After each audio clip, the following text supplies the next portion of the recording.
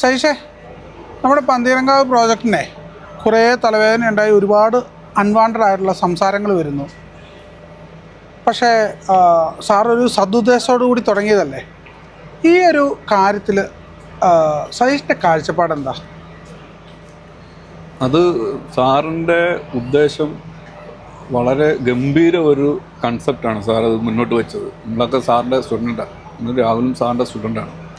അപ്പം സാറിൻ്റെ സ്റ്റുഡൻസിന് എല്ലാവർക്കും കൂടെ ഒരിടത്തൊരു അക്കോമഡേഷൻ, അവിടെ വെറും അക്കോമഡേഷൻ എന്ന് പറഞ്ഞാൽ നല്ലൊരു പ്രീമിയം അക്കോമഡേഷനും, അവിടെ നമുക്കൊരു വാർത്തയ്ക്ക് എത്തുന്ന സമയത്ത് നമ്മളാരും നോക്കാനില്ലെങ്കിൽ പോലും അവിടെ അതിനുള്ളൊരു സംവിധാനം, ഇതായിരുന്നു സാറിൻ്റെ കൺസെപ്റ്റ്. അതാണ് ആ വില്ല പ്രൊജക്റ്റ്.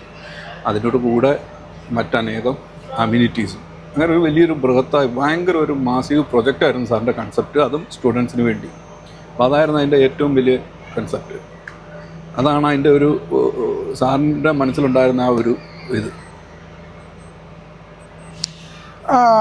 സജീഷിന് ഒരുപാട് ആവേശത്തോടെ ഇഷ്ടത്തോടെ ഈ ഒരു പ്രോജക്റ്റിലേക്ക് വന്നു. ഇപ്പോഴത്തെ സജീഷിന് മനോസ്ഥിതി എന്താണ്? പേഴ്സണലി പറഞ്ഞാൽ എനിക്കിപ്പോഴും ആവേശത്തിനൊരു കുറവുമില്ല. കാരണം ഇപ്പോഴും ഞാൻ ആവേശത്തോടെ നിൽക്കുന്നത്. ബാക്കി കുറച്ച് ആൾക്കാർക്ക് ആവേശം കുറഞ്ഞിട്ടുണ്ടെന്നും എനിക്ക് തോന്നിയിട്ടുണ്ട്. അവരെ ആവേശം കൊള്ളിക്കുക എന്നുള്ളതാണ്, ആവേശത്തോടെ മുന്നോട്ട് കൊണ്ടുവരിക എന്നുള്ളതാണ്. അത് ഞാൻ ചെയ്യുന്നുണ്ട്. പല പല കാരണങ്ങളാലും ആൾക്കാർക്ക് സ്വാഭാവികമായിട്ടും ചെറിയ ആവേശക്കുറവ് വന്നിട്ടുണ്ട്. അതാണ് ഇപ്പോൾ ഉള്ളത്, അല്ലാതെ വേറെ ഒന്നുമില്ല. സൈഷ, ആ ഒരു കാര്യത്തിൽ 100% നിങ്ങൾ ഞാൻ അപ്രീഷിയേറ്റ് ചെയ്യുന്നു. കാരണം എന്താ വെച്ചാൽ, ഒരു ലീഡർ എന്ന നിലയിൽ നിന്ന്, ഒരു സാധാ മനുഷ്യരിൽ നിന്ന്, ഒരു കോമൺ മാനിൽ നിന്ന് ഒരു ലീഡറിലേക്ക് നിങ്ങൾ ആ ഒരു എൻ്റെ ടീമിനെ നയിക്കാൻ കാണിക്കുന്ന ഒരു സ്നേഹം അല്ലെ ഒരു ആവേശം എന്നായിട്ട് ഞാനിത് കരുതുന്നുള്ളൂ. നമ്മളൊക്കെ ഇപ്പോൾ ഇത്രയും ഇനിഷ്യേറ്റീവ് എടുത്ത് ഇത്രയും യാത്ര ചെയ്തു എന്നൊക്കെ സജീഷ് ഇത് ചെയ്യുക എന്ന് പറഞ്ഞാൽ ഇറ്റ്സ് നോട്ട് സിമ്പിൾ. അതിൻ്റെ ആ ഒരു നന്മയ്ക്കായിട്ട് നിൽക്കുന്നതായിട്ടാണ് തോന്നുന്നത്. സജീഷ്, നമ്മൾ ഇപ്പോൾ പല പ്രോജക്റ്റുകൾ ഇപ്പോൾ തന്നെ നമ്മൾ പോയി കാണുക ഇവിടങ്ങളിലൊക്കെ ചെയ്തിട്ടുണ്ട്. ഈ ഒരു പ്രോജക്റ്റിൻ്റെ ഫുൾഫിൽമെൻറ്റ് പോലെ നമ്മുടെ പന്തീരങ്കാവ് പ്രോജക്റ്റ് എന്നത്തേനെത്തും അല്ലെ എത്തിക്കാം എന്നൊരു തോന്നലാണ് സജീഷിന് തോന്നിയിട്ടുള്ളത് മനസ്സിൽ. എങ്ങനെയാണ് സാറിൻ്റെ ഒരു നേതൃത്വത്തിൽ? തീർച്ചയായിട്ടും അത് അവിടെ ഒരു യൂണിറ്റിയാണ്. അത് ശരിക്കും കേരളത്തിന് തന്നെ അല്ലെങ്കിൽ ഇന്ത്യക്ക് തന്നെ മാതൃകയാകേണ്ട ഒരു പ്രൊജക്റ്റാണ്. കാരണം ഇത്രയും സ്റ്റുഡൻസ് ഒന്നിച്ചുകൂടി ഒരു പ്രൊജക്റ്റ് ചെയ്യുക എന്ന് പറഞ്ഞാൽ, വേറൊരു ഡെവലപ്പർ പോലും ഇല്ലാതെ എല്ലാവരും സ്റ്റുഡൻസ് തന്നെ ഇനീഷ്യേറ്റീവ് എടുത്തിട്ട് ചെയ്യുക എന്ന് പറഞ്ഞാൽ, അതും വിജയൻ സാറിൻ്റെ ഗൈഡൻസിൽ അത് വേറെ അവിടെ ഉണ്ട്. ഇത്രയും സ്റ്റുഡൻസ് ഒന്നിച്ച് നിൽക്കുക, അവരെല്ലാവരും കൂടെ ഒന്നിച്ച് പോകുന്ന ഒരു കൺസെപ്റ്റ്, അത് വേറെ എങ്ങും ഇല്ല. അപ്പോൾ ഇപ്പോഴും അവിടെ എന്ന് പറഞ്ഞു കഴിഞ്ഞാൽ, ഇപ്പോൾ എല്ലാവരും ആ ഒന്നിച്ച് നിൽക്കുന്നതിൽ ഇപ്പോൾ കുറച്ചൊരു കാലതാമസം വന്നതിൻ്റെ പേരിൽ ആൾക്കാർ കുറച്ചൊന്ന് നേരത്തെ പറഞ്ഞ പോലെ ഒന്ന് ഡൗൺ ആയിട്ടുണ്ട്. അതിപ്പോൾ തിരിച്ചു വരുന്നുണ്ട്. ഇപ്പോൾ അവിടുത്തെ നല്ല പോസിറ്റീവായിട്ടുള്ള ഒരു സിറ്റുവേഷനിലേക്ക് കാര്യങ്ങളെത്തി. ഇപ്പോൾ എല്ലാവരും കൂടെ ശരിക്കും നിന്ന് കഴിഞ്ഞാൽ പെട്ടെന്ന് തീരാവുന്ന പ്രൊജക്റ്റാണത്. പക്ഷേ ഇപ്പോൾ ഒരു റീസെൻ്റായിട്ട് വിജയൻ സാറിനെ കുറിച്ചൊക്കെ കുറേ ഒരു പരാതി വരികയോ അല്ലെ ആ പരാതിയുടെ ബേസ് ചെയ്ത് ഒരു ന്യൂസ് ആക്കുക, ആ ന്യൂസ് ആഘോഷിക്കപ്പെടുകയൊക്കെ ചെയ്യുമ്പോൾ എന്താണ് സജീഷിന് ഇതിനെക്കുറിച്ച് പറയാനുള്ളത്? ഒരു സ്റ്റുഡൻറ്റും ഒരു പാർട്ട്ണർ, ഈ ഒരു പ്രോജക്റ്റിലെ പാർട്ട്ണർ എന്ന നിലയ്ക്ക്. ശരിക്കും ഞാൻ അതിലൊരു ഇൻവെസ്റ്ററാണ്.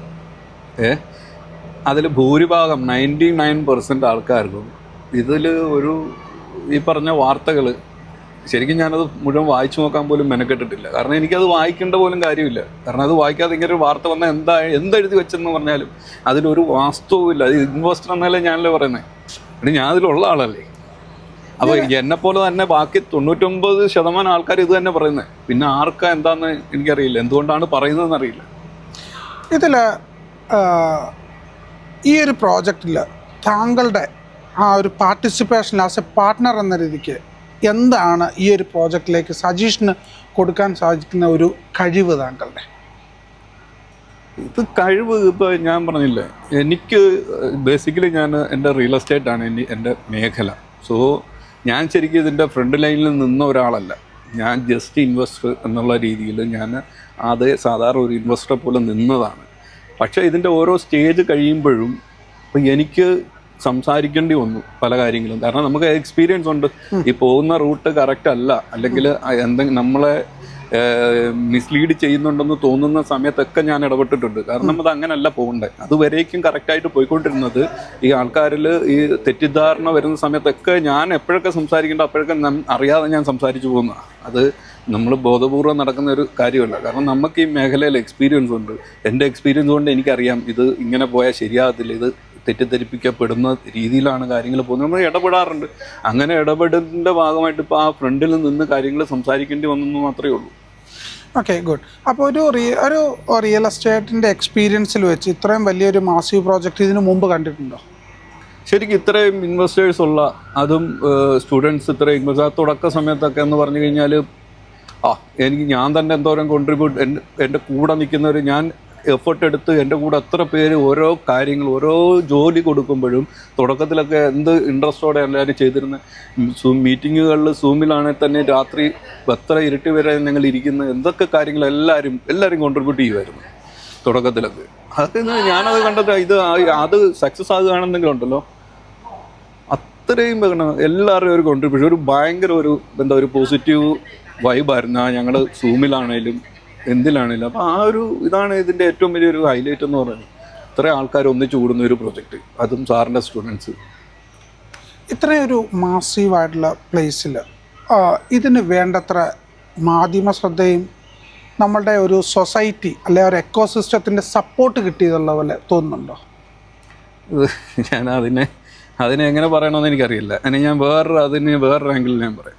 നമ്മളിവിടെ ബ്ലാക്കിൽ ഒരിടപാടും നമ്മളിവിടെ നടത്തിയിട്ടില്ല. ഫുള്ളി വൈറ്റാണ്. നമുക്ക് ചലഞ്ച് ചെയ്യാൻ പറ്റത്തില്ലേ? എങ്ങനെ? അല്ല, നമുക്കേ അത് സൊസൈറ്റിയോട് ഒരു പൈസ പോലും ബ്ലാക്ക് മണി ഇല്ലാതെ.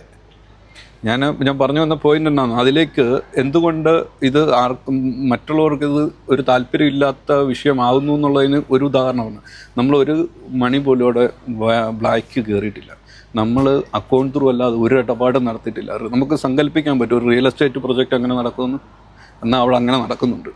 അതുപോലെ തന്നെ ഒരാൾക്ക് നമ്മൾ ഒരു കൈക്കൂലി കൊടുക്കുകയോ അല്ലെങ്കിൽ ഒരുവിധ ബ്ലാക്ക് മണി എന്ന് പറഞ്ഞ ഒരു ബ്ലാക്ക് ഒരു ഇടപാടും നമ്മൾ ഒരാളെ സ്വാധീനിക്കാനോ അങ്ങനെ ഒന്നും നമ്മൾ ഇതുവരെ ചെയ്തിട്ടില്ല. അപ്പോൾ ഇതൊക്കെ കൊണ്ട് തന്നെയല്ല ഒരു വലിയൊരു ബിൽഡറുടെ പ്രൊജക്റ്റ് അല്ല, ഒരു ഡെവലപ്പറുടെ പ്രൊജക്റ്റ് അല്ല. ഇത് നമ്മൾ കുറേ സ്റ്റുഡൻസ് കൂടി ചേർന്ന് ചെയ്യുന്ന ഒരു പ്രൊജക്റ്റാണ്. അപ്പോൾ അങ്ങനെ വരുമ്പോഴത്തേക്ക് ആ പ്രൊജക്റ്റിനെ ആർക്കാ സപ്പോർട്ട് ചെയ്യേണ്ടത്, അത് ആർക്കാ ബെനിഫിറ്റ് ഉണ്ടാകുന്നത്? തീർച്ചയായിട്ടും ആ കോഴിക്കോടിനും അവിടെ ഇൻവെസ്റ്റ് ചെയ്തേക്കുന്ന സാറിൻ്റെ സ്റ്റുഡൻസിനും എല്ലാം ബെനിഫിറ്റ് ഉണ്ടാവുള്ളൂ. അപ്പോൾ ശേഷി പറഞ്ഞ നമ്മുടെ എക്കോസിസ്റ്റത്തിൽ ബ്ലാക്ക് മണിക്ക് അത്രയധികം റോളുണ്ട്. ബ്ലാക്ക് മണിക്ക് ഇനിയൊരു കാലം ഇപ്പം നമ്മളിപ്പോൾ റീസെൻ്റ്ലി വാർത്തകളൊക്കെ കണ്ടുകൊണ്ടിരിക്കുക, പല സൂയിസൈഡും കണ്ടുകൊണ്ടിരിക്കുക. ഇവിടെ എന്ന് പറഞ്ഞു കഴിഞ്ഞാൽ ഒരു ഇഡിക്ക് സ്കോപ്പില്ല, ഒരു ഇൻകം ടാക്സുകാർക്ക് സ്കോപ്പില്ല, ഒരു സ്കോപ്പും ഇല്ല. എന്തുകൊണ്ടാണ്? നമ്മളെല്ലാം അത്ര ട്രാൻസ്പെറൻ്റ് ആയിട്ടാണ് കാര്യങ്ങൾ ചെയ്തേക്കുന്നത്. എന്നിട്ടും ഈ പ്രോജക്റ്റിനെതിരെ എന്തുകൊണ്ടാണ് ഇതുപോലെ കേസുകൾ വരുന്നത്? എന്തുകൊണ്ടാണ് ഇതിലെ പാർട്ട്നേഴ്സ് അവർ ഒരു സംശയത്തിന് നേരിൽ നിൽക്കുന്നത്, അല്ലെ അവർ സംശയിച്ച് നിൽക്കുന്നത്? അത് എന്താ പറയുന്നത്, അത് പാർട്ട്നേഴ്സ് എന്ന് ബഹുവചനത്തിൽ തന്നെ പറയാം. പക്ഷേ ഏതാനും വ്യക്തികൾ, വിരലിലെണ്ണാവുന്ന ആൾക്കാർ മാത്രമേ ഉള്ളൂ. ഇവിടെ 100-ലധികം ഇൻവെസ്റ്റേഴ്സ് ഉള്ളൊരു പ്രൊജക്റ്റാണ്. അതിൽ വേറെ ആർക്കും ഇങ്ങനെ ഇതിലൊരു കണക്കിലോ അല്ലെങ്കിൽ മറ്റെന്തെങ്കിലും ഇവിടെ എന്തെങ്കിലും ഒരു അഭിപ്രായ വ്യത്യാസം, ഇതൊരു ഒരുപാട് ആൾക്കാർ കൂടുന്ന പ്രൊജക്റ്റ് ആയതുകൊണ്ട് അഭിപ്രായ വ്യത്യാസങ്ങൾ ഉണ്ടാകാം. ചിലർക്ക് ചിലപ്പോൾ അത് എന്താ പറയുന്നത്, ഞാൻ എപ്പോഴും പറയുന്നത്, ചിലപ്പോൾ ഇവർക്ക് ഒന്നെങ്കിൽ അത് തെറ്റിദ്ധരിക്കപ്പെട്ടിരിക്കുന്നതായിരിക്കാം, അല്ലെങ്കിൽ അവർ എന്താ പറയുന്നത് കണക്ക് ശരിക്കും ഇതുവരെ പരിശോധിക്കാത്തതുകൊണ്ടായിരിക്കും. സത്യം പറഞ്ഞാൽ ഇന്ന് വരെ അവരെ ഈ കണക്ക് തിരിമറി എന്നൊക്കെ പറയുന്നവർ ഇന്ന് വരെ കണക്ക് പരിശോധിച്ചിട്ടില്ല. അത് എപ്പോഴും ഓപ്പൺ ആണല്ലോ. ഓപ്പണാന്ന് പറഞ്ഞു കഴിഞ്ഞാൽ അങ്ങോട്ട് ഞങ്ങളുടെ പ്രൊജക്റ്റിൽ അത് അവൈലബിൾ ആണ് ആർക്കും പരിശോധിക്കാൻ. ഇത് കുറച്ച് നാൾ ഹോട്ടലിൽ വെച്ചിരുന്നു, ഇത് ലൈഫ് ലൈനിൻ്റെ ഓഫീസിൽ വെച്ചിരുന്നു. ഇവിടെ ഒന്നും ആരും വന്ന് പരിശോധിച്ചില്ല. ബാക്കി എല്ലാവരും പരിശോധിച്ചു. ഈ കണക്ക് തിരിമറിയാന്ന് പറയുന്നവർ ഇതുവരെ പരിശോധിച്ചു. ഈ പ്രോജക്റ്റിൽ ശേഷേ ഒരു 100-ലധികം പാർട്ട്നേഴ്സുള്ള ഈ ഒരു പ്രോജക്റ്റിൽ എത്ര ആൾക്കാർക്ക് ഇതിലൊരു ബുദ്ധിമുട്ടുള്ള സാഹചര്യം ഉള്ളതായിട്ട് തോന്നി? അതെന്തുകൊണ്ടായിരിക്കാം? ഞാനിപ്പോൾ പറഞ്ഞില്ലേ അതെന്ന് പറഞ്ഞു കഴിഞ്ഞാൽ ഇപ്പോൾ വിരലിലെണ്ണാവുന്ന 4-5 പേർക്കായിരിക്കണം ഇത് ബുദ്ധിമുട്ടുള്ളത്. 4 പേരുടെ പേര് എനിക്ക് FIR ഞാൻ കണ്ടിരുന്നു. അതല്ലാതെ, കാരണം ഞാനും ഇതിലൊരു പാർട്ട്ണർ ആണെങ്കിലും ഞാൻ ആക്റ്റീവായിട്ടല്ല, അതിൻ്റെ സപ്പോർട്ടീവ് സിസ്റ്റത്തിന് മാത്രമാണ് ഞാൻ കൊടുത്തിട്ടുള്ളൂ. അതുകൊണ്ടാണ് ഞാൻ ചോദിച്ചത് എത്ര പേരുണ്ടാകുമെന്നുള്ളത്. അല്ല, നമുക്കിപ്പം മനസ്സിലാക്കേണ്ടത് 4 പേരെ മാത്രമേ മനസ്സിലാക്കേണ്ടുള്ളൂ. പിന്നെ കുറേ ആൾക്കാർ ഇതിൽ റെസ്പോണ്ട് ചെയ്യുന്നില്ല, നല്ല റിയാക്ട് ചെയ്യുന്നില്ല എന്നുള്ളത് മാത്രമേ ഉള്ളൂ. ഇപ്പോൾ എല്ലാവരും അങ്ങനെ ഒരു ബഞ്ച് ഓഫ് ആൾക്കാരുണ്ടെന്നുള്ളതൊന്നുമില്ല. ഈ 4 പേര് മാത്രമേ ഉണ്ടെന്നുള്ളതാണ് ഞാൻ വിശ്വസിക്കുന്നത്. അതും ഈ 4 പേരുണ്ടാക്കിയ സംശയം കൊണ്ടാണോ അവരും ബാക്കിയുള്ള 1-2 പേര് അതുണ്ടായിട്ടുണ്ടാവും. കാരണം ഇതിനു മുമ്പ് ഇങ്ങനെ ഈ സംശയങ്ങളും ഇതേപോലുള്ള മെസ്സേജുകളും ഒക്കെ ബാക്കിയുള്ളവരെയും സ്വാധീനിച്ചിട്ടുണ്ടാകും. കാരണം അത്രത്തോളം മെസ്സേജുകളുണ്ടായിരുന്നു, അത്രത്തോളം ഇതൊക്കെ ഉണ്ടായിരുന്നു. അപ്പോൾ അത് ബാക്കിയുള്ളവരെ സ്വാഭാവികമായിട്ടും ഇത് ശരിയല്ലേ, ഇങ്ങനെ ഉണ്ടോ എന്ന് ചിലർക്കെങ്കിലും തോന്നാം. പക്ഷെ ആ ധാരണയൊക്കെ അവരുടെ എല്ലാം മാറി. കാരണം കണക്കുകൾ എല്ലാവർക്കും അവൈലബിൾ ആക്കി. നേരത്തെ ഇത് അങ്ങനെ നിയമമില്ല, എല്ലാ ഇൻവെസ്റ്റേഴ്സിനെയും നമ്മുടെ കണക്ക് ബോധ്യപ്പെടുത്തണമെന്നുള്ള നിയമമില്ല. അപ്പോൾ പക്ഷേ നമ്മൾ A to Z കണക്ക് അവിടെ അവൈലബിൾ ആക്കി. അവിടെ ഇപ്പോഴും ഓപ്പണായിട്ട് വെച്ചിട്ടുണ്ട്, എപ്പോൾ വേണേലും പരിശോധിക്കാൻ പറ്റത്തിന് വെച്ചിട്ടുണ്ട്. ഇത് പരിശോധിച്ചവർക്കൊക്കെ അത് ക്ലിയറായി. എന്നാലും എനിക്ക് തോന്നുന്നു അതൊരു ഫോർമാലിറ്റിയുടെ പേരിൽ ആൾക്കാർ പരിശോധിച്ചിട്ടുള്ളതായിരിക്കും. കാരണം അവിടെ ഫിസിക്കൽ ആർക്കും അവിടെ ഒരു കണക്കിലൊരു ഇത് ഒന്നുമില്ല. എന്താ ഇത് എനിക്കൊന്നുമില്ല, എനിക്ക് അത്ഭുതമാണ് ഇത് എന്താ ഇവരിങ്ങനെ എന്നുള്ളത് എനിക്ക് അത്ഭുതമാണ്. കാരണം ഇന്നും ഞാൻ പറയുന്നത് ഒന്നെങ്കിൽ ഇവർ അന്ധമായിട്ടത് തെറ്റിദ്ധരിച്ചിരിക്കുന്നതായിരിക്കും. അതെനിക്ക് പറയാനുള്ളത്. അല്ലാതെ അതിനകത്തൊരു കണക്ക് എന്നുള്ള സാധനം ഈ ഒരു 4 പേർക്ക് ഉണ്ടായിരിക്കുന്ന അതല്ലെങ്കിൽ ഈ ഒരു ഇൻവെസ്റ്റർ ഇവരെല്ലാ മീറ്റിങ്ങുകളിലും പങ്കെടുക്കാറുണ്ടോ?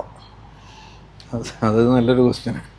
കാരണം എല്ലാ മീറ്റിങ്ങിലും പങ്കെടുക്കാറുണ്ടോ എന്നുള്ളതല്ല, ഇതിൽ എന്തൊക്കെ അവർക്ക് കൺഫ്യൂഷൻ ഉണ്ടോ അതെല്ലാം അവർക്ക് ഒരുപാട് വേദികൾ നമ്മൾ കൊടുത്തിട്ടുണ്ട്.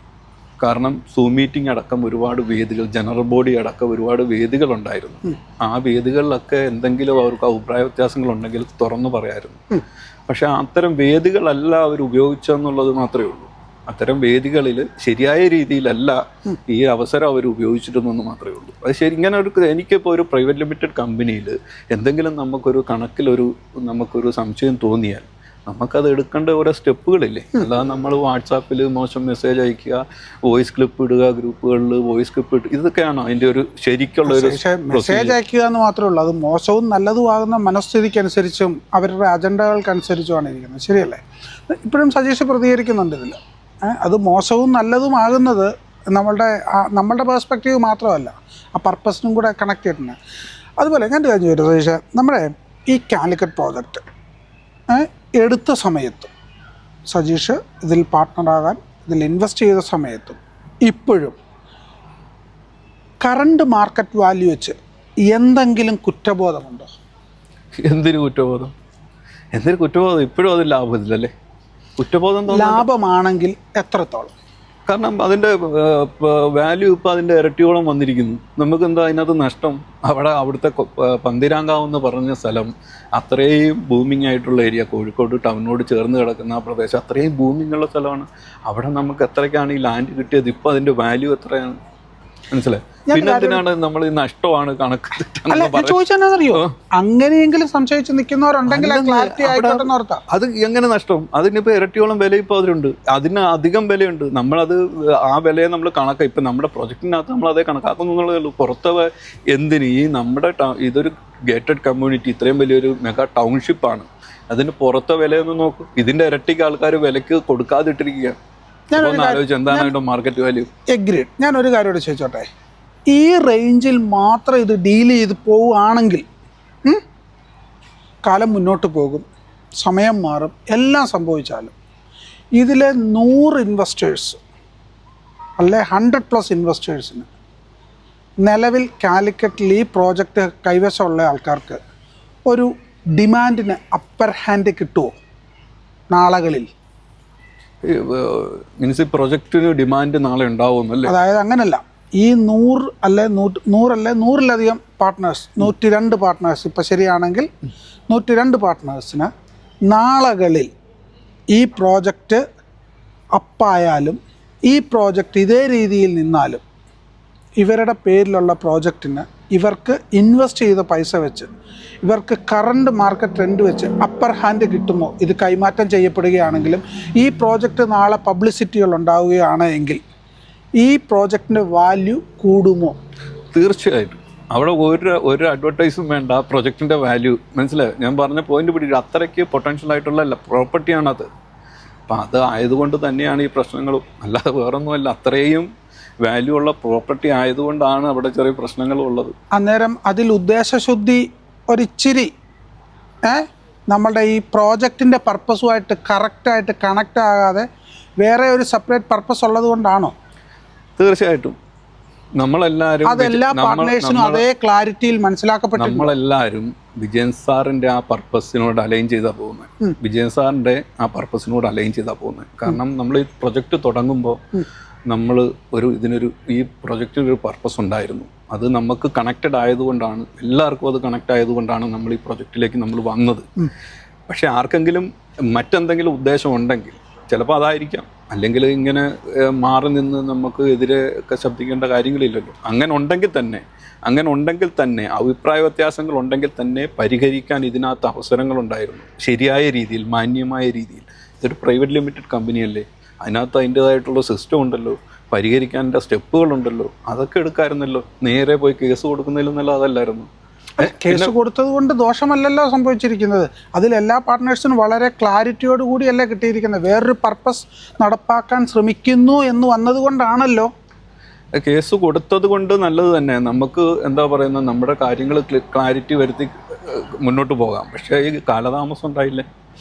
ആ കാലതാമസം ഇതുപോലൊരു പബ്ലിസിറ്റിയിലൂടെ ഇതിൻ്റെ ഡിമാൻഡ് ഇപ്പോൾ പറഞ്ഞേക്കുന്നല്ല, നാളെ വന്ന് സജീഷിൻ്റെ അടുത്ത് ചോദിക്കുന്ന ഒരു കാഴ്ചപ്പാടുള്ളൊരു മനുഷ്യൻ, എനിക്ക് കാലിക്കട്ട് ഒരു പ്രോജക്റ്റ് മതി, ഇന്ന് US UAE എവിടെയുള്ള ഒരു മനുഷ്യനായിക്കോട്ടെ, ഇരിക്കുന്നു, I am ready to buy your property, അതല്ലേ ലാൻഡ്, ചോദിക്കുന്നു, നിങ്ങൾക്ക് കാലതാമസം ഉണ്ടെങ്കിൽ ഞാൻ മേടിച്ചോളാം.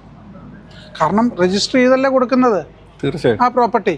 ഇതെന്നാണെങ്കിലും കാലത്തിൽ ഇതിന് പ്രൈസ് എത്ര ഡബിൾ ആയാലും ഇത്രയും സുന്ദരമായ ഒരു പ്രോപ്പർട്ടി, കാലിക്കറ്റ് കോടമഞ്ഞണിഞ്ഞ് നിൽക്കുന്ന ടൈപ്പിലെ സുന്ദരമായൊരു പ്രോപ്പർട്ടി എടുക്കുമ്പോൾ അതിന് വില കിട്ടും. ആ വില കിട്ടുന്ന സമയത്ത് നമ്മുടെ കയ്യിൽ ഒരു പ്രൈവറ്റ് ലിമിറ്റഡ് കമ്പനിയുടെ അണ്ടറിലെ എല്ലാ നിയമാനുസൃതമായ രീതിയിൽ ഇരിക്കുന്ന ഡോക്യുമെൻറ്റിന് വാല്യൂസ് ഡബിളാണ്. പ്രൈവറ്റ് ലിമിറ്റഡ് കമ്പനിയുടെ അണ്ടറിലെന്ന് പറയുമ്പോൾ അതൊരു ക്ലാരിറ്റി വരുത്തുന്നുണ്ട്. നമ്മൾ ഡയറക്റ്റ് കുറേ അധികം ആൾക്കാർക്ക് എഴുതി കൊടുത്തിരിക്കുക, അവരുടെ ഓൺ പ്രോപ്പർട്ടിയാണ്, അവരുടെ സ്വന്തം പേരിൽ ആധാരം രജിസ്റ്റർ ചെയ്ത് കൊടുത്തിരിക്കുക. നമ്മളൊരു മറ്റ് ഡെവലപ്പറുടെ പോലുള്ളൊരു പദ്ധതിയല്ല അവിടെ. ഒരാൾക്ക് ഇപ്പം രാഹുലിന് പ്രോപ്പർട്ടി ഉണ്ടെങ്കിൽ രാഹുലിൻ്റെ ആധാരം രാഹുലിൻ്റെ പേരിൽ രജിസ്റ്റർ ചെയ്തിരിക്കുകയാണ്. രാഹുലിന് അവിടെ 8 സെൻറ്റിൻ്റെ ഒരു പ്ലോട്ട് രാഹുലിൻ്റെ പേരിൽ അവിടെ ഉണ്ട്. ഞാൻ പറഞ്ഞ പോയിന്റ് പിടികിട്ടും. അതിന് വാല്യൂ രാഹുലിന് ഇത് മുടക്കിയതിന്റെ ഇരട്ടി ആയി ഇപ്പോൾ അവിടെ. ഇപ്പോഴുണ്ട്. അത് ഇപ്പോൾ അത് വാല്യൂ വർദ്ധിച്ചുകൊണ്ടിരിക്കുകയാണ്. അവിടെ രാഹുലിന് ഒരു പൈസ അവിടെ നിന്ന് നഷ്ടം വന്നിട്ടില്ല. അല്ല, ഇതിപ്പോൾ ഓപ്പണായിട്ട് ഇവർക്ക് ഇത് ആർക്ക് വേണമെങ്കിൽ ഇവർക്ക് ഇവരുടേതായ രീതിയിൽ ഇപ്പോൾ നാളെ ഈ എൻറ്റയർ പ്രോപ്പർട്ടി ഈ പറയുന്ന റിയൽ ലൈൻ എന്ന് പറയുന്ന കമ്പനി ഒരു നല്ലൊരു ബിൽഡേഴ്സോ ചോദിച്ചാൽ ഇവർക്ക് കൊടുക്കാൻ ചോദിച്ചാൽ ഈ ഒരു രീതിയിൽ ഈ പറയുന്ന ഇതിൻ്റെ പാർട്ട്നേഴ്സ് അസോസിയേറ്റ് ചെയ്യാതിരുന്നാൽ, ഒരു കമ്പനിയുടെ പാർട്ട്ണർഷിപ്പിൽ എല്ലാ പാർട്ട്നേഴ്സിനും അവർ ഹോൾഡ് ചെയ്യുന്ന റൈറ്റ്സിനനുസരിച്ച് അവർക്കൊരു റെസ്പോൺസിബിലിറ്റി ഉണ്ട്. ആ റെസ്പോൺസിബിലിറ്റി എല്ലാവരും മുന്നോട്ടെടുത്ത് വരാറുണ്ടെന്ന് തോന്നിയിട്ടുണ്ടോ? സജീഷ് എടുത്തിട്ടുണ്ടോ ആ കമ്പനിയുടെ പാർട്ട്ണർഷിപ്പിൽ എടുക്കേണ്ട റെസ്പോൺസിബിലിറ്റി ശരിക്കും ഞാനും അതിൽ എനിക്ക് നിരാശയുണ്ട്. കാരണം നമ്മൾ ഇത്രയും പേരുള്ള ഒരു പ്രൊജക്റ്റാണ്. ഒരു ഇഷ്യൂ ഉണ്ടാകുമ്പോൾ നമ്മളെല്ലാവരും മുന്നോട്ട് വരണം, അതിനെ സോൾവ് ചെയ്യണം. കാരണം ഇഷ്യൂ വാസ്തവമാണോ എന്നുള്ളതല്ല പ്രശ്നം. പക്ഷേ അങ്ങനെ ഒരു പ്രശ്നം വരുമ്പോൾ, നമുക്കൊരു പ്രൊജക്റ്റിലൊരു ഡിലേ വരുമ്പോൾ എല്ലാവരും അവരുടെ ഭാഗം ക്ലിയർ ചെയ്യേണ്ടതുണ്ട്. മുന്നോട്ട് വന്ന് നിന്നെങ്കിലാണ് ഇവിടെ ഒരു യൂണിറ്റിയാണ്. നമ്മളെല്ലാവരും കൂടെ ഒന്നിച്ച് നിന്നാൽ അവിടെ ആരെങ്കിലും എന്തെങ്കിലും ഇതിനെതിരെ ശ്രമിച്ചാലും ഒന്നും ആകത്തില്ല, ഒന്നും ചെയ്യാൻ പറ്റത്തില്ല. പക്ഷേ ആ യൂണിറ്റി തിരിച്ചു കൊണ്ടുവരണം. പ്രൊജക്റ്റ് നല്ല സക്സസ് ആണ്. പ്രൊജക്റ്റ് സക്സസ് അല്ലെന്ന് ആർക്കും പറയാം. പ്രൊജക്റ്റ് എപ്പോഴാണ് സക്സസ് ആകുന്നത്? നമ്മുടെ ആരുടെയും ക്യാഷ് അവിടെ പോയിട്ടില്ല, ആർക്കും ഒരു നഷ്ടവും വന്നിട്ടില്ല. പിന്നെ പ്രൊജക്റ്റ് പൊളിഞ്ഞു എന്ന് പറയുന്നു. പ്രൊജക്റ്റിന് ഒരു കാലതാമസം വന്നിട്ടുണ്ട്. അത് പല ഫാക്ടേഴ്സ് ഉണ്ട്. സജീഷേ, വലിയ കാര്യങ്ങൾ ചെയ്യുമ്പോൾ അവിടെ ഇതുപോലെ ചെറിയ തടസ്സങ്ങൾ ഉണ്ടാകും എന്നുള്ളത് നമുക്ക് അറിയാവുന്നൊരു കാര്യമാണ്.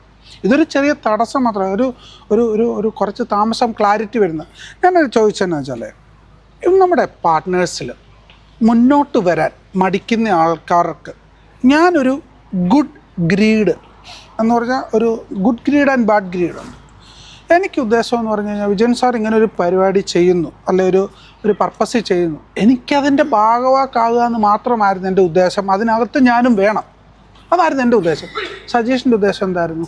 തീർച്ചയായിട്ടും ഇത്ര വലിയ കൺസെപ്റ്റ് അത് ഞങ്ങൾക്ക് അതിൽ ഭാഗമാക്കാതെ എന്ന് പറഞ്ഞു കഴിഞ്ഞാൽ അതിലും വലുത് എന്താ ഉള്ളത് ഇപ്പോഴും ഗുഡ് ഗ്രീഡ് ആണേ. തീർച്ചയായിട്ടും.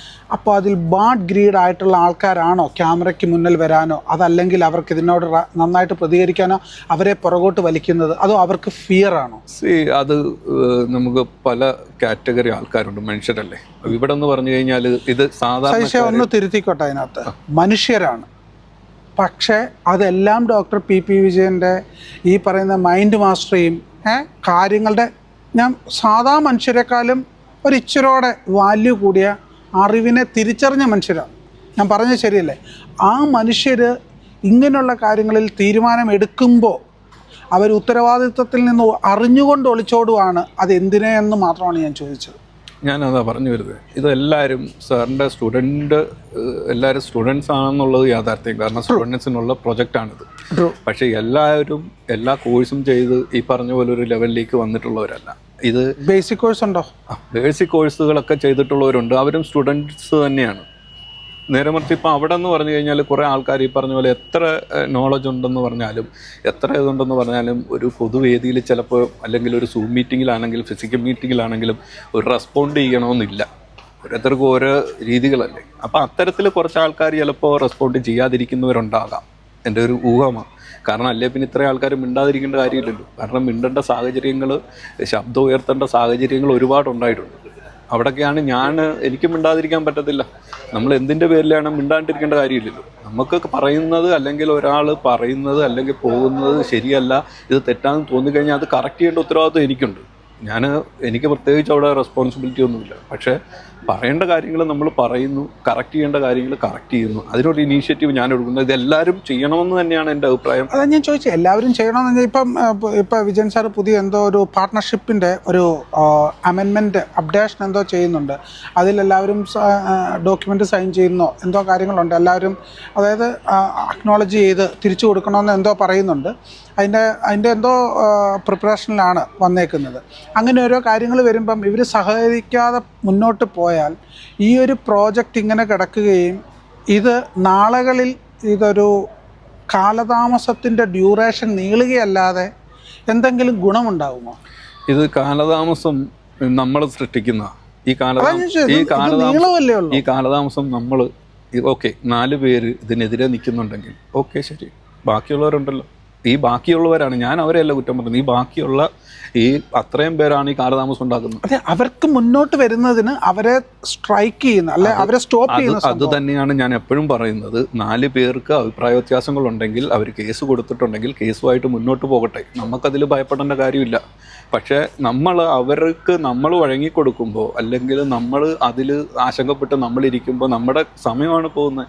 അവർക്കിത് പ്രൊജക്റ്റ് സക്സസ് ആക്കി നമുക്ക് കാണിച്ചു കൊടുക്കാം, അതല്ലേ വേണ്ടത്. എല്ലാവരും കൂടെ ഒന്നിച്ച് നിന്നാൽ ഈസി ആയിട്ട് നടക്കുന്ന പ്രൊജക്റ്റാണ്. അവിടെ വേറെ ഒരു തടസ്സങ്ങളും ഇല്ല. ഇപ്പം പ്രൊജക്റ്റിൽ ഒരുവിധ തടസ്സങ്ങളും ഇല്ല. ഒരു തടസ്സമില്ല. ലീഗലി ഒരു ബുദ്ധിമുട്ടുകളുള്ള എല്ലാം മാറ്റി ഇപ്പോൾ വരുന്ന ലീഗലി കൊടുത്തേക്കുന്ന കേസുകളെല്ലാം നമ്മൾ പ്രോപ്പറായിട്ട് അതിന് റെസ്പോണ്ട് ചെയ്തിട്ടുണ്ട്. അത് ഞാൻ സാർ ക്ലിയർ ആയിട്ട് പറഞ്ഞു. ഇപ്പോൾ ഒരു കാര്യം, ഇപ്പോൾ കണക്കിൽ തിരിമറിയെന്നോ അല്ലെങ്കിൽ അവിടെ തട്ടിപ്പാന്നോ ഒക്കെ പറഞ്ഞവർക്ക് കോടതി തന്നെ ചോദിച്ചല്ലോ ഞങ്ങൾ ഉത്തരവിടട്ടെ, ജഡ്ജി ചോദിച്ചല്ലോ ഞാൻ ഉത്തരവിടട്ടെ നിങ്ങളുടെ പൈസ റീഫണ്ട് ചെയ്യാനായിട്ട്.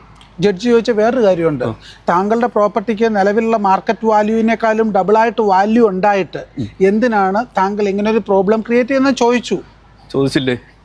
എന്തിനാണ് അത് ചെയ്യുന്നു? ഇതുപോലും സാധാരണ പാർട്ട്നേഴ്സിന് തിരിച്ചറിയാൻ സാധിച്ചിട്ടില്ല എങ്കിൽ ഇവർ വളർത്താനാണോ അതോ വളരെ ഇമ്പോർട്ടൻ്റ് ആയിട്ടൊരു കാര്യം. ഇപ്പോൾ രാഹുലാണെങ്കിൽ ഒരു പ്രോപ്പർട്ടിയിൽ അവിടെ തിരിമറിയാന്ന് കംപ്ലൈൻറ്റ് ചെയ്യുന്നു. ഞാൻ അവിടെ ഇൻവെസ്റ്റ് ചെയ്ത ആളാണ്, അവിടെ തിരിമറിയാന്ന് കംപ്ലൈൻറ്റ് ചെയ്യാൻ പോകുമ്പോൾ രാഹുലിൻ്റെ പൈസ നഷ്ടപ്പെട്ടിട്ടുണ്ടാവണം, ശരിയല്ലേ? ഇവിടെ പൈസ നഷ്ടപ്പെട്ടതല്ല, ഇട്ട പൈസ ഇരട്ടിയായി.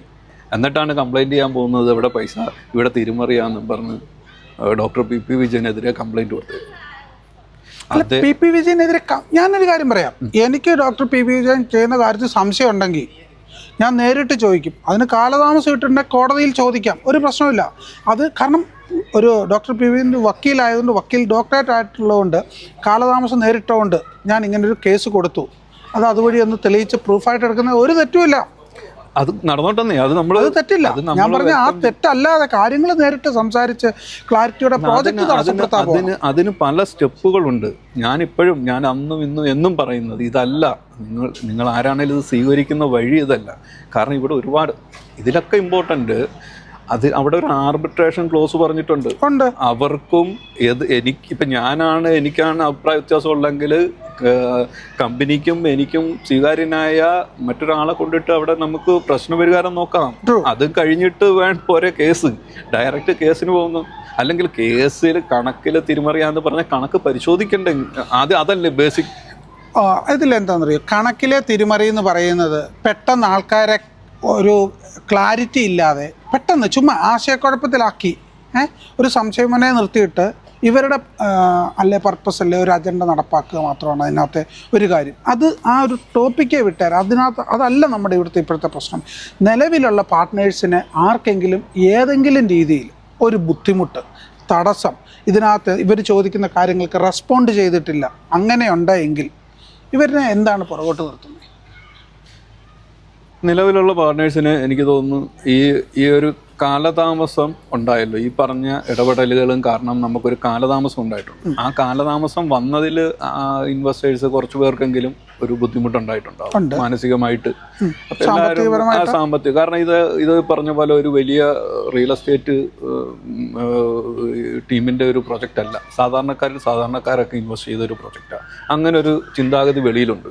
ഇത് വലിയൊരു റിയൽ എസ്റ്റേറ്റ് മാഫിയ അല്ല. ഇത് ഡോക്ടർ പി പി വിജയൻ എന്ന അദ്ദേഹത്തിൻ്റെ സ്റ്റുഡൻസ് മാത്രം, അതിൽ സാധാരണക്കാർ ടീച്ചർമാർ വരുന്നുണ്ട്, എല്ലാവരും ഉണ്ട്. അപ്പം അങ്ങനൊരു പ്രൊജക്റ്റാണ്. അപ്പം അതിൽ ഈ പറഞ്ഞ പോലെ കുറച്ച് പേർക്ക് ബുദ്ധിമുട്ടുണ്ടാകും. കാരണം ഇങ്ങനെ ഒരു കാലതാമസം വരുമ്പോൾ തീർച്ചയായിട്ടും പല വിധത്തിൽ സ്വർണം പണയം വെച്ചും ബാങ്ക് ലോൺ എടുത്തുമൊക്കെ ഇതിൽ ഇൻവെസ്റ്റ് ചെയ്തവരുണ്ട്. ചോദ്യം ചോദിച്ചോട്ടെ, അങ്ങനെ ഇൻവെസ്റ്റ് ചെയ്തിരിക്കുന്ന അവർക്ക് അവരുടെ കാര്യങ്ങൾ അവർ വളരെ കൃത്യമായിട്ട് സ്പോട്ട് ചെയ്ത് മുന്നോട്ട് പറഞ്ഞ് ഇതുപോലെ കാര്യങ്ങൾ അതായത് ഇതിൽ ദുരുദ്ദേശത്തോടു കൂടി അല്ലെ വേറൊരു പർപ്പസോടു കൂടി വരുന്ന അജണ്ട നടപ്പാക്കുന്ന ആൾക്കാരെ ഇവർ തിരിച്ചറിഞ്ഞില്ലെങ്കിൽ, അവർ റെസ്പോണ്ട് ചെയ്തില്ലെങ്കിൽ ഇതിൽ ആരാ ഐഡിയലി പ്രോബ്ലത്തിലാന്ന്? ഞാൻ നേരത്തെ പറഞ്ഞു കഴിഞ്ഞു. ഇനി ഡിലേ വരുന്നെങ്കിൽ അത് ഈ 4 പേരെ കൊണ്ടല്ല ഡിലേ വരുന്നത്, ബാക്കിയുള്ളവരെ കൊണ്ടാണ് ഡിലേ വരുന്നത്. കാരണം നമ്മൾ റെസ്പോണ്ട് ചെയ്യേണ്ട സമയത്ത് റെസ്പോണ്ട് ചെയ്യുക, അത് നമ്മൾ റിയാക്ട് ചെയ്യേണ്ടത് റിയാക്ട് ചെയ്യണം. എന്നാൽ മാത്രമേ ഇത് മുന്നോട്ട് പോകുള്ളൂ. എല്ലാവരും ഒന്നിച്ച് നിന്ന് കഴിഞ്ഞാൽ തീരുന്ന പ്രശ്നങ്ങളെ ഉള്ളൂ അവിടെ. അതായത് നമ്മുടെ ഒരു കുടുംബത്തൊരു പ്രശ്നം വരികയാണെങ്കിൽ റെസ്പോണ്ട് നമ്മൾ എന്ത് ചെയ്യും? നമ്മൾ കുടുംബത്തെ പ്രശ്നം വരികയാണ്, അവൻ പറയട്ടെ എന്ന് പറയോ? അല്ലെ അച്ഛൻ പറയട്ടെ, അച്ഛൻ പറഞ്ഞോട്ടെ. അച്ഛൻ പറയുന്നപ്പോൾ നമ്മുടെ കുടുംബത്ത് ഒരച്ഛനെ കുറിച്ചാണ് ഒരാൾ കുറ്റം പറയുന്നത്, അല്ലെ ഒരു ബുദ്ധിമുട്ട് പറഞ്ഞു, ഇങ്ങനെ വീട്ടിലല്ല ചെയ്യുന്നൊരു മോശമാണെന്ന് പറഞ്ഞാൽ അതങ്ങനെയല്ല, അല്ലെ അതങ്ങനെയാണെങ്കിൽ അതിൻ്റെ റീസൺ എന്താണ് എന്ന് പറയേണ്ടത് ആ കുടുംബത്തിലുള്ള ആൾക്കാരുടെ. അവിടെ എനിക്ക് അല്ലെ എന്നെ ഇങ്ങനെയാണ് അല്ലെ അങ്ങനെ ട്രീറ്റ്, അങ്ങനെയല്ല. ഇവിടെ ആ ഒരു രീതി തരംതിരിവ് ഒന്നിലും ഇല്ല. ഞാനൊരു കാര്യം കൂടെ പറയാം. ഇത് അന്ന് തൊട്ടേ വിജയൻ സാർ പറയുന്നുണ്ട്, നിങ്ങളൊരു കമ്മിറ്റി ഉണ്ടാക്കൂ, ആ കമ്മിറ്റി കാര്യങ്ങൾ ചർച്ച ചെയ്യൂ, നിങ്ങളൊരു കമ്മിറ്റി ഫോം ചെയ്യൂ. കാരണം കമ്മിറ്റി എന്ന് പറഞ്ഞാൽ വേറെ ആരുമല്ല, പുറത്തുനിന്ന് ആരുമല്ല, നമ്മൾ ഇൻവെസ്റ്റേഴ്സ് ആയാൽ നമ്മൾ തന്നെ. കമ്മിറ്റിയിൽ അവർക്കും പാർട്ടാകാമായിരുന്നു. പറയുന്നുണ്ട്, എത്ര പ്രാവശ്യം പറഞ്ഞു. ഞാനും തന്നെ പറഞ്ഞൊരു കമ്മിറ്റി ഫോം ചെയ്യാൻ സാറ് പറഞ്ഞൊരു കമ്മിറ്റി ഫോം ചെയ്യും. എന്തെങ്കിലും ആർക്കെങ്കിലും കൺഫ്യൂഷൻ ഉണ്ടെങ്കിൽ കമ്മിറ്റി ഫോം ചെയ്ത് കമ്മിറ്റി കാര്യങ്ങൾ ചെക്ക് ചെയ്യൂ, പഠിക്കൂ. ഒരു കമ്മിറ്റി ഇപ്പോഴാണ് ഒരു കമ്മിറ്റി അസോസിയേഷൻ ഇപ്പോഴാണ് ഫോം ചെയ്തത്. ഒരു കാര്യോടെ ഞാൻ ചോട്ടെ, ഡോക്ടർ പി പി വിജയൻ പുള്ളി ഈ ഒരു പ്രൊസീജിയർ അതല്ലെങ്കിൽ ഈ ഒരു പർപ്പസിനെ റിലേറ്റ് ചെയ്ത ഒരു പ്രോജക്റ്റ് സ്റ്റാർട്ട് ചെയ്യുമ്പോൾ ക്ലിയർ ആയിട്ട് പറഞ്ഞതല്ലേ, ഞാനിതെൻ്റെ ഗൈഡൻസിൽ അതിന് വേണ്ട സപ്പോർട്ടോടുകൂടി നടത്താം, അതിന് വേണ്ട റൈറ്റ് സ്കിൽ സെറ്റും കാര്യങ്ങളും കോർഡിനേറ്റ് ചെയ്ത് മുന്നോട്ട് പോകുന്ന സമയത്ത് നിങ്ങളെല്ലാവരും ഒരുമിച്ച് എൻ്റെ കൂട്ടത്തിൽ സഹകരിച്ച് പോകണം, ഈ ഒരു കാഴ്ചപ്പാടിലല്ലേ തുടങ്ങിയത്? തീർച്ചയായിട്ടും അല്ലേ? തീർച്ചയായിട്ടും. ഓക്കെ. അല്ല, ഞാനത് ജസ്റ്റ് ഒരാളെ കൊണ്ട് മാത്രം നടക്കുന്ന കാര്യമല്ലല്ലോ. ഇതൊരു കമ്പനിയല്ല, എല്ലാവരുടെയും ഒരു കോൺട്രിബ്യൂഷൻ വേണം. അതെ, ഇതൊരു കമ്പനിയല്ല. ഒരു ടീച്ചർ അതല്ലെങ്കിൽ ഡോക്ടർ പി പി വിജയൻ എന്ന് പറഞ്ഞ മനുഷ്യന്റെ അറിവ്, കുറഞ്ഞ പക്ഷം ഇതിന് കോൺട്രിബ്യൂട്ട് ചെയ്യുന്നവരെങ്കിലും സപ്പോർട്ട് ചെയ്യാം. ഇതിൽ സർവോപരി ഡോക്ടർ പി പി ജൻ എന്ന് പറഞ്ഞ മനുഷ്യൻ ഒരു റിയൽ എസ്റ്റേറ്റിനെ കുറിച്ച് ഒരു ബുക്ക് എഴുതിയും പല രാജ്യങ്ങൾ സഞ്ചരിച്ച് അവിടുത്തെ ഇപ്പം നമ്മൾ നിൽക്കുന്ന സ്ഥലത്തെ പോലത്തെ ഒരു വളരെ വലിയ കാഴ്ചപ്പാടോടുകൂടി നമ്മൾ പഠിപ്പിച്ചു വിടുന്ന ആൾക്കാർ പല അതിന് ഈ റിയൽ എസ്റ്റേറ്റും പല കച്ചവടങ്ങളും ചെയ്ത് ബുദ്ധിമുട്ടുന്ന കണ്ടിട്ടാണ് വലുതായി ചിന്തിച്ചിട്ട് വലുതായി അതിൻ്റെ ഭാഗവാക്കായി കാഴ്ചപ്പാടോടുകൂടി മുന്നോട്ട് പോകുമ്പം ഇതിനെല്ലാം സൊല്യൂഷനായിട്ട് പലതും വരും. എല്ലാത്തിനും സൊല്യൂഷനായിട്ട് വരും എല്ലായിടത്തും. കാരണം ഇന്ന് നമ്മളിവിടെ നിന്ന് സംസാരിക്കുന്ന UAE പോലൊരു സ്ഥലത്ത് നിന്നാണ് കാലിക്കറ്റിലെ പന്തീരങ്കാവ് പ്രോജക്റ്റിന് വേണ്ടിയിട്ട്. ഇതുപോലെ തന്നെ ഒരു ആവശ്യങ്ങൾ വന്നാൽ എന്തെല്ലാം രീതിയിൽ സപ്പോർട്ട് വരും. ഇന്ന് തന്നെ സർക്കാർ ഫേവറബിളാണ് നമ്മൾ ഈ ഒരു പ്രോജക്റ്റ് ചെയ്യുന്നതിന്. ഇത് മാത്രമാണ് ഞാൻ ഉദ്ദേശിച്ചത്. തീർച്ചയായിട്ടും ഇത് ഇപ്പോഴും എനിക്ക് എപ്പോഴും പറയാനുള്ള ഒറ്റ കാര്യമുള്ളൂ, നിങ്ങൾ ഇത്രയും പേര് ബാക്കിയുള്ളവർക്ക് എല്ലാവർക്കും കൂടെ ഒന്നിച്ച് നിന്ന് കഴിഞ്ഞാൽ ഈ പ്രൊജക്റ്റ് മുന്നോട്ട് പോകും. വിജയൻ സാറിനെ സപ്പോർട്ട് ചെയ്യുക. അദ്ദേഹം മിസ്റ്റർ ക്ലീൻ ഒരു വിധ കറപ്ഷനും അവിടെ ഇല്ല. അദ്ദേഹത്തിനെ പറ്റി ഞാൻ അതല്ല പറയുന്നത്. ഈ കണക്ക് പോലും ഞാൻ വായിച്ചു നോക്കിയിട്ടില്ല. ഈ പരാതി വന്നതുപോലും മൊത്തം ഞാൻ വായിച്ചു നോക്കിയിട്ട് ടൈറ്റിൽ മാത്രമേ നോക്കിയിട്ടുള്ളൂ. കൊള്ളാലോ, ഇത് കൊള്ളാലോ. കാരണം എനിക്കതിൽ ഒരു ഫീലിംഗും ഇല്ല. കാരണം ഇത് വെറും വാസ്തവവിരുദ്ധമായിട്ടുള്ള വാർത്തയാണെന്ന് ഞങ്ങൾക്ക് എല്ലാവർക്കും ഇത് കൊടുത്തവർക്കും എനിക്ക് തോന്നുന്നു, ഇത് കൊടുത്തവർക്കും അവർക്കും അറിയാം ഇത് വാസ്തവവിരുദ്ധമായിട്ടുള്ള എന്നാ ഞാൻ വിശ്വസിക്കുന്നത്. ആയിക്കോട്ടെ, അറിഞ്ഞോട്ടെ. ഇപ്പൊ ഡോക്ടർ പി പി ജൻ ഒരു ക്ലീൻ അല്ല എന്ന് ഉറപ്പുണ്ടെങ്കിൽ അവർക്ക് ഇനിയും നിയമങ്ങളുണ്ട്, പല വഴികളുണ്ട്. ED ഉണ്ട്, വളരെ കൃത്യമായിട്ട് സാറിൻ്റെ സാഹചര്യത്തിൽ എണ്ണി പറഞ്ഞിട്ടുണ്ട് ഏതെല്ലാം വഴിയിലൂടെ അന്വേഷിക്കാമെന്ന്. കാരണം നമുക്ക് ഇത്രേ വെച്ചുള്ളൂ. അതായത് ഞാൻ മനസ്സിലാക്കുന്നത്, ഞാൻ പഠിച്ചത്, ഞാൻ അറിഞ്ഞത്, ഞാൻ ചെയ്യുന്നതും ആണ്. അതുപോലെ സാറ് ചെയ്യുന്ന കാര്യം നമുക്ക് വളരെ ക്ലാരിറ്റിയോടുകൂടി സത്യസന്ധതയോടെ മുന്നോട്ട് പോകാനേ സാധിക്കുള്ളൂ. നമുക്ക് ബോധിപ്പിക്കാൻ ഒരു പരിധി കഴിഞ്ഞാൽ ഇറ്റ്സ് വെരി ടഫ്. നമ്മളോട് ചോദിക്കുന്നതിന് റെസ്പോണ്ട് ചെയ്ത് മാത്രമേ നമുക്ക് പോസിബിൾ ആകത്തുള്ളൂ. അതുകൊണ്ടാണ് ഞാൻ നിങ്ങളുടെ അടുത്ത് അങ്ങനെ ചോദിച്ചത്. ആ ഒരു കാര്യത്തിൽ എന്തെങ്കിലും ആർക്കെങ്കിലും സംശയം ഉണ്ട്, അതിന് ഇനിയും വഴിയുണ്ടല്ലോ. നിയമത്തിലാണെങ്കിലും എവിടെയാ ഇല്ലാത്ത എല്ലായിടത്തും ഉണ്ട്. അത് അതിൻ്റെ വഴിക്ക് നടക്കുന്നു. കണക്കുകൾ എന്തായാലും അവർ നിയമത്തിൻ്റെ വഴിക്ക് പോകുന്നത് കൊണ്ട് തന്നെ കമ്പനിയും നിയമത്തിൻ്റെ വഴിക്ക് പോകുന്നു. അല്ലാതെ അതിന് മുമ്പ് അവർക്ക് പരിഹരിക്കാനോ അല്ലെങ്കിൽ ഇത് അന്വേഷിക്കാനോ അല്ലെങ്കിൽ പരിഹരിക്കാനോ പ്രശ്നമില്ല. അവർക്കിത് മനസ്സിലാക്കാനൊരു അവസരം ഉണ്ടായിരുന്നു. അവർക്ക് എന്തെങ്കിലും കൺസേൺ ഉണ്ടെങ്കിൽ അത് ക്ലിയർ ചെയ്യാനൊരു അവസരം ഉണ്ടായിരുന്നു. പല അവസരങ്ങളുണ്ടായിരുന്നു. ആ അവസരങ്ങളൊന്നും അവർ ഉപയോഗിച്ചിട്ടില്ല. ഇപ്പോൾ ഇതിൽ എൻ്റെ ഒരു അറിവിൽ ഞാൻ പറയാം, പാർട്ട്നേഴ്സ് ഇനി കറക്റ്റായിട്ട് അസോസിയേറ്റ് ഒരുമിച്ച് നിന്നാൽ എന്ത് സംഭവിക്കും, നിന്നില്ലാലും എന്ത് സംഭവിക്കുമെന്ന് ഞാൻ എൻ്റെ ഒരു വേർഷൻ പറയാം. സജീഷിൻ്റെ വേർഷനും പറയണം.